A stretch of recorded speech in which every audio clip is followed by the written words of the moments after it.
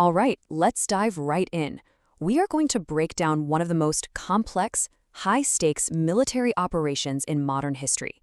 This is the anatomy of a rescue mission deep inside hostile territory, where the margin for error was literally zero. So think about this for a second. How do you actually do that? How do you rescue one single soldier from an entire country?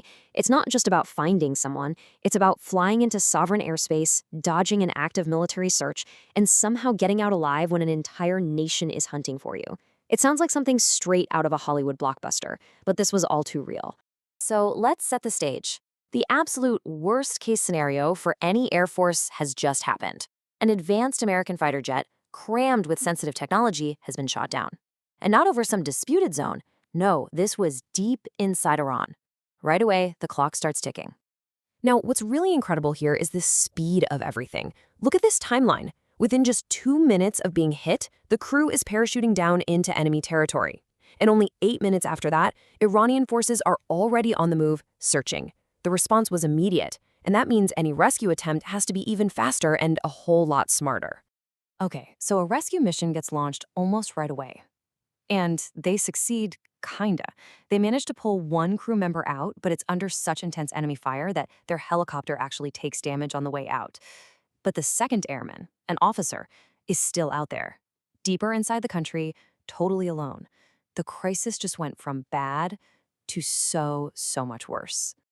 So now, the focus of the entire mission shifts. It's all about this one lone officer. This isn't just about hiding anymore. It's a desperate fight for survival, a frantic race against a clock that is ticking down way too fast. Just try to imagine the reality on the ground for this officer. He's injured from the ejection, he's hiding out in these rugged mountains, and he's using every single bit of his survival training to stay one step ahead of the people hunting him. The only way he can communicate is with these short, encrypted signals from an emergency beacon, just hoping someone out there is listening. And with every hour that passes, those enemy patrols are getting closer and closer. This is where the mission takes a really fascinating turn. Before they even think about sending in troops, the CIA launches a completely different kind of war, an information war. From thousands of miles away, they start to shape the battlefield, not with weapons, but with data. The strategy was this brilliant three-step plan. First, the CIA starts planting rumors that the second airman has already been rescued. That creates confusion.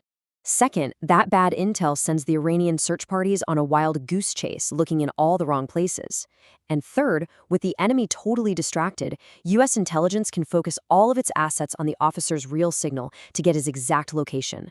I mean, what a high-risk gamble, but it created the tiny window they needed to even attempt a rescue. With that window open, they get the green light. And this isn't some small, quiet extraction. No way. This is a massive, complex operation being launched right into the heart of a hostile country. The sheer scale of what they sent in is captured by this one word: dozens. Dozens of aircraft. This wasn't just a rescue team. It was a force designed to fight its way in, and if necessary, fight its way back out. And here's the breakdown of that force. You've got your elite commandos to do the actual grab on the ground. You have drones and fighter jets flying cover overhead, providing protection, Black Hawk helicopters to get the team in and out, and then maybe the most important piece of the puzzle: electronic warfare aircraft designed to completely blind and jam enemy radar, essentially making this huge force invisible. Can you imagine the tension? The entire rescue force flew what's called nap of the earth, hugging the ground, sometimes just feet off the dirt, to stay below the enemy's radar horizon. They slipped right across the border and pushed to the target, arriving with perfect timing just before midnight. So the rescue was a success, but the story doesn't end there. We really need to understand why this operation was so important and why military experts now consider it a benchmark for modern special operations. The crucial thing to get here is the context. This wasn't some quiet peacetime operation.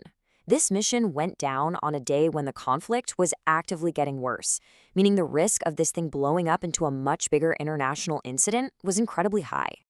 In fact, on the very same day, another American plane, an A-10, was also hit by enemy fire. At the same time, Iran had deployed forces across 3 entire provinces to find the air win. Launching this rescue wasn't just risky, it was a massive gamble right in the middle of a shooting war. And all of that brings us to this definition. A benchmark mission is one where every single part of modern warfare, intelligence, special forces, air power, technology, has to work together seamlessly, all at the same time, while you're literally being shot at. This slide just breaks it down perfectly. You needed the CIA's head games just to get started. You needed elite commandos willing to go that deep. You needed air power to protect them, and electronic warfare to make them invisible. And on top of all that, you needed the skill to pull off the rescue while taking fire. Think about how few militaries on Earth could pull all of this off at once. And hey, don't just take my word for it. This assessment went all the way to the top. The president at the time called it one of the most daring rescue missions in U.S. history. That really tells you how extraordinary this operation was. So we end on this question. In an age where we have all this incredible technology, drones, satellites, you name it, what does it really take to honor that simple, powerful promise? No one gets left behind. As this mission proves, it still comes down to an incredible amount of human courage, ingenuity, and the willingness to risk absolutely everything.